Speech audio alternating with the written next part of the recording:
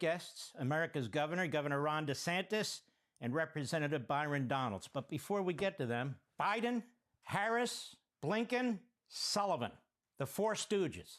They should be ashamed of themselves. They should be embarrassed. They should be apologizing to Benjamin Netanyahu, the state of Israel, and the American people. Why? Because something fantastic happened last week, despite the fact that the Biden-Harris regime did everything they could to prevent it, despite the fact the whole Western world did everything they could to prevent it. What am I talking about? This entire episode has demonstrated that the Western world, whether it's Europe, whether it's the United States, under this current regime, has lost its moral clarity, has lost its moral courage, has turned on its own founding principles and belief system. This is really quite simple. There's nothing complicated about it. You had terrorists who invaded Israel unprovoked, specifically targeting babies, children, teenagers, women, men, with the most monstrous, genocidal tactics to kill them, to humiliate them, rape them, decapitate them, burn them alive. And what did the Western world do? Well, for about 15 minutes, they wrung their hands and they said, this is horrendous. And they condemned Hamas because talk is cheap. Talk is cheap. But when the going got tough, they actually turned on the victims. They turned on the Jews in Israel. They turned on the Israelis. They turned on the Israeli government. They turned on Netanyahu. They sought to dehumanize him. These four stooges, they sought to topple him. They undermined him. They had meetings with opposition parties. They had meetings with cabinet secretaries. They went around Netanyahu. They smeared Netanyahu in Axios, in Politico, in the Washington Post, in the New York Times. Why? Because they wanted to use October 7th to create a Palestinian state. They wanted to use October 7th to do something they've always wanted to do. Re-engineer the entire Middle East, to build up Iran, to build down Israel. And so they took this opportunity, this genocidal opportunity, to try and exploit the situation when the Churchill of the Middle East, Benjamin Netanyahu, was trying to defend his people. That's what I'm talking about. And now Sinwar's dead. No thanks to Biden. No thanks to Harris or Blinken or Sullivan or all the rest of these reprobates. In spite of them. Now, Benjamin Netanyahu said the leaders of Hamas are in Rafah. The enemy is headquartered in Rafah. We have to go into Rafah. And here was the reaction of Kamala Harris, who wants to be president of the United States, who wants to be commander-in-chief. She doesn't have any moral standards. She doesn't have any moral center. After the slaughtering of babies and women and raping them and murdering them, 251 hostages taken, 100 hostages still in a tunnel of rats. And this is what she had to say. Cut one, go. We have been clear in multiple conversations and in every way that any major military operation in Rafah would be a huge mistake. Let me tell you something. I have studied the maps. There's nowhere for those folks to go. And we're looking at about 1.5 million people in Rafah who are there because they were told to go there, most of them. And so we've been very clear that it would be a mistake to move into Rafah with any type of military operation. A mistake, but would there be consequences if he does move forward? Well, we're going to take it one step at a time, but we've been very clear in terms of our perspective on whether or not that should happen. Are you ruling out that there would be consequences from the United States? I am ruling out nothing. Boy, she gave her strong support to Netanyahu and the Israeli people and the Israeli government. Netanyahu made it clear, we're going to get Sinwar, and we're going to get the leadership, and we have to go into Rafah. That's the only way I can protect my people, he said. What about Joe Biden? Cut two, go. I made it clear that if they go into Rafah, they haven't gone into Rafah yet. If they go into Rafah, I'm not supplying the weapons that have been used historically to deal with Rafah, to deal with the cities. We're not going to supply the weapons and the artillery shells used that have been used in Artillery cities. shells as well. Yeah. You No, define- they haven't gone into the population centers. What they did is right on the border, and it's causing problems with right now in terms of with Egypt, which I've worked very hard to make sure we have a relationship. I've made it clear to Bibi and the War Cabinet, they're not going to get our support if, in fact, they go in these population centers. We've held up the weapons. We've held up the one shipment. What a disgusting disgrace. Blackmail, threats, withholding weapons. That would be like FDR withholding weapons from Churchill while they're in the middle of the fight with the Nazis. Who's ever seen anything like this? And it wasn't just that. He was working with France and Britain and other European Union countries to try and get them the same thing. He literally wanted to cut off arms to Israel, which they've done today. A long list of arms, a long list of armaments, a long list of things that Israel needs to defend itself and to fight Iran. And I'll get to that in a minute. Our foreign policy is obvious when it comes to Israel. Israel cannot win.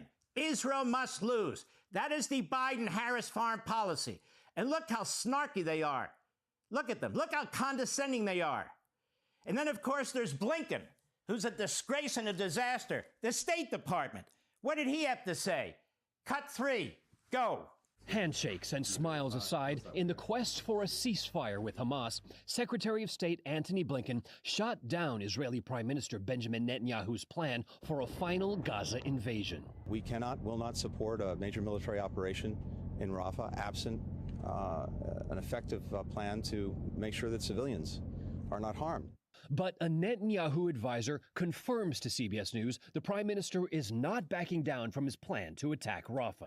And notice every citizen who dies, every civilian in the Gaza Strip is Netanyahu's fault. It's the Israelis' fault. You had a leader, one of the second-tier leaders of Hamas about 3 weeks ago say out loud, you can go to memri.org, MEMRI.org, if they still have it up there.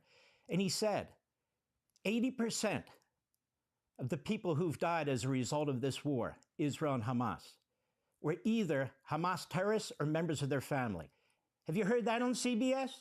Have you heard that on CNN or elsewhere? Then you have guys like Dick Durbin.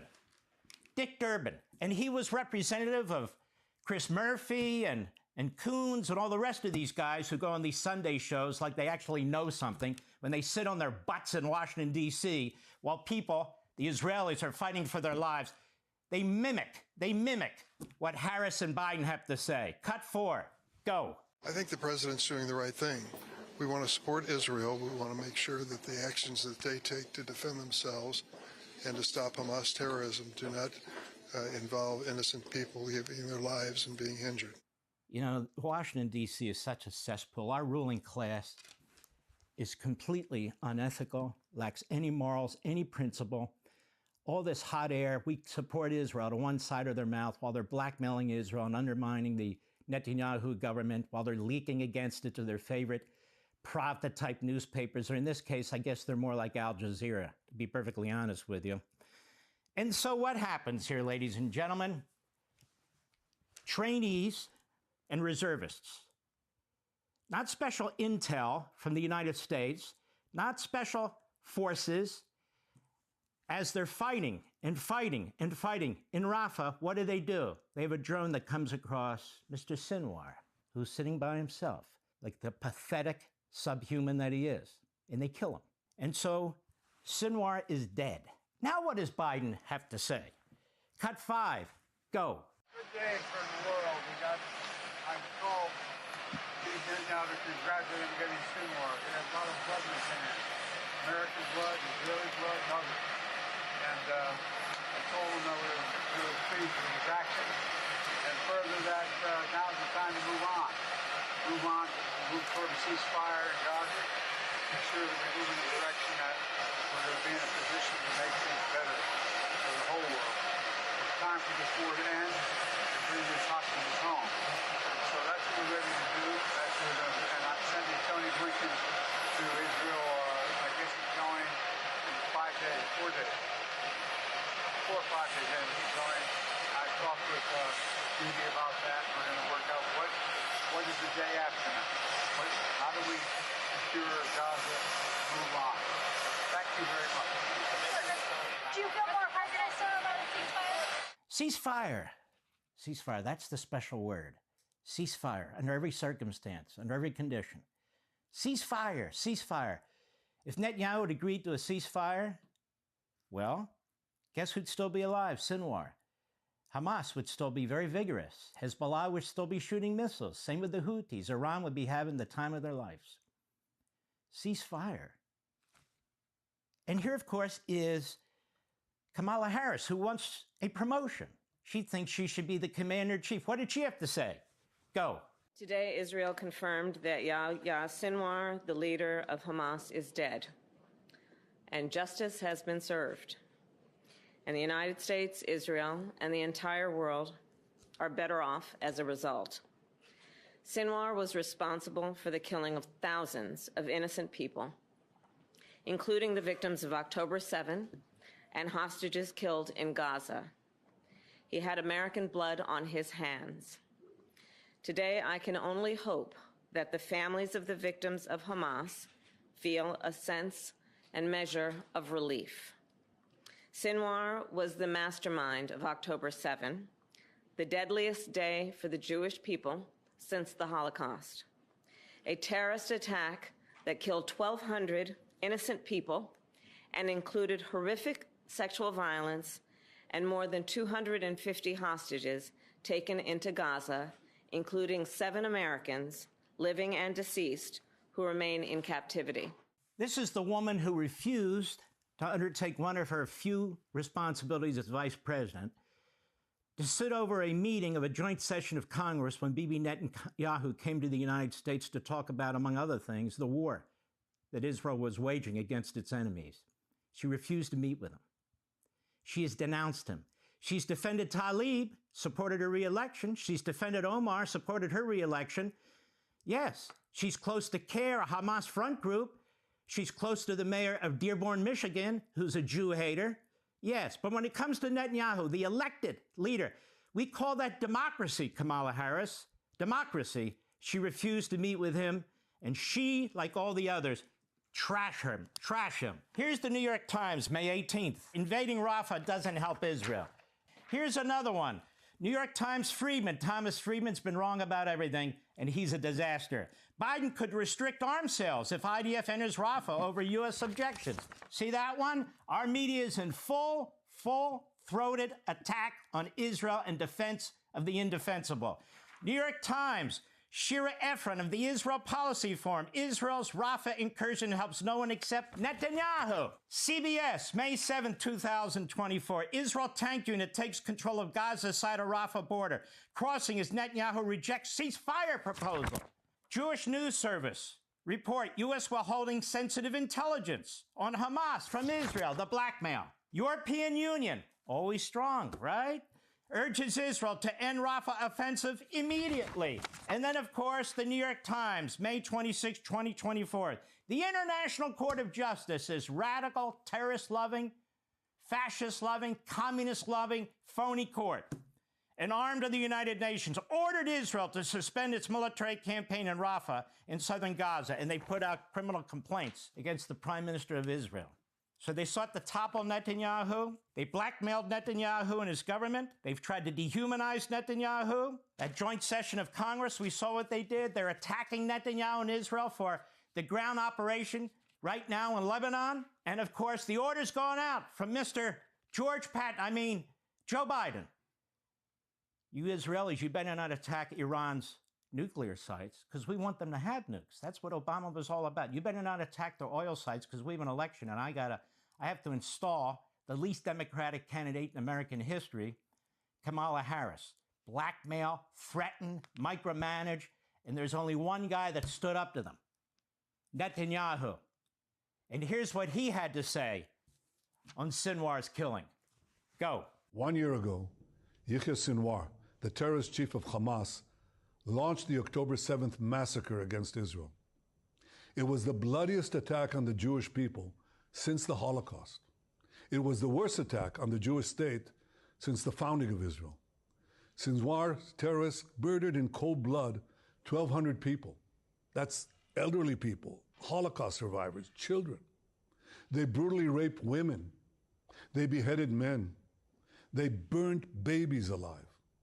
And they took some 250 men, 251 women, men, and children hostage to the dungeons of Gaza. Today, the mastermind of this day of sheer evil is no more. Yahya Sinwar is dead. He was killed in Rafah by the brave soldiers of the Israel Defense Forces. While this is not the end of the war in Gaza, it's the beginning of the end. To the people of Gaza, I have a simple message. This war can end tomorrow. It can end if Hamas lays down its arms and returns our hostages. Hamas is holding 101 hostages in Gaza who are citizens of 23 countries, citizens of Israel, but citizens of many other countries. Israel is committed to doing everything in our power to bring all of them home. And Israel will guarantee the safety of all those who return our hostages. But to those who would harm our hostages, I have another message. Israel will hunt you down and bring you to justice. I also have a message of hope to the peoples of the region. The axis of terror that was built by Iran is collapsing before our eyes. Nasrallah is gone. His deputy Muhsin is gone. Haniyeh is gone. Def is gone. Sinwar is gone. The reign of terror that the Iranian regime has imposed on its own people and on the peoples of Iraq, Syria, Lebanon, and Yemen, this too will come to an end. All those who seek a future of prosperity and peace in the Middle East should unite to build a better future. Together, we can push back the forces of darkness and create a future of light and hope for all of us. That's a leader. There's only one person running for president of the United States who has the fortitude, the courage, who is morally fit to be president of the United States, and that is Donald Trump. Biden and Harris unleashed these terrorists. They unleashed Iran and its surrogates in the Middle East. They caused this. They started this. And I finally figured out their foreign policy with respect to Israel. Israel must lose. One last thing. Ariel Kahana, a reporter at Israel Hayom in Israel. The claim has been spread in the last day in the context of the Sinwar assassination as if the IDF and the generals wanted to enter Rafah. It's not only a rewriting of history, but a real distortion of it. Netanyahu actually had to go against most of his generals and members of his own cabinet and his own, effectively, defense minister or secretary. He had to stand up against them too. The IDF's first plan did not include activity in Rafah, and what he means by that is the leadership. Only later, when it became clear that the remaining Hamas battalions had fled to the southern city, it was Netanyahu who asked the army for a plan to deal with them. A month before the IDF's entry into Rafah at the beginning of May, Chief of Staff Herzi Halevi publicly expressed support for a deal with Sinwar. This is what the United States was pushing, which meant stopping the war. Gallant, in effect, their defense secretary, Gantz, the general who wants to be prime minister but is utterly incapable of it, and other generals backed him up. Astonishingly, Netanyahu, the minister of the right, the bereaved parents from the Heroic Forum, and a few other sane people left in this country insisted in the face of the security guards to also go down to south to Rafah. The external, mainly from Americans, but also from Egypt and Western countries, and internal journalists. The pressures not to act in Rafah were so heavy that Netanyahu's political advisor, Ophir Fleck, unusually published an article in the Wall Street Journal on March 14th, whose title was, "In Rafah, Israel will defeat Hamas." Why? To explain why the action there is so necessary. So everybody's congratulating themselves. Sinwar is dead. But my God, what a bunch of cowards, immoral buffoons, siding effectively with the enemy of mankind, giving them aid and comfort, giving them cover, giving them tons of ink by attacking the victims, the state of Israel, Netanyahu and his government. My God, how disgusting. Sinwar is dead. But no thanks to Biden, Harris, Blinken, or Sullivan, the four stooges of American diplomacy. I'll be right back.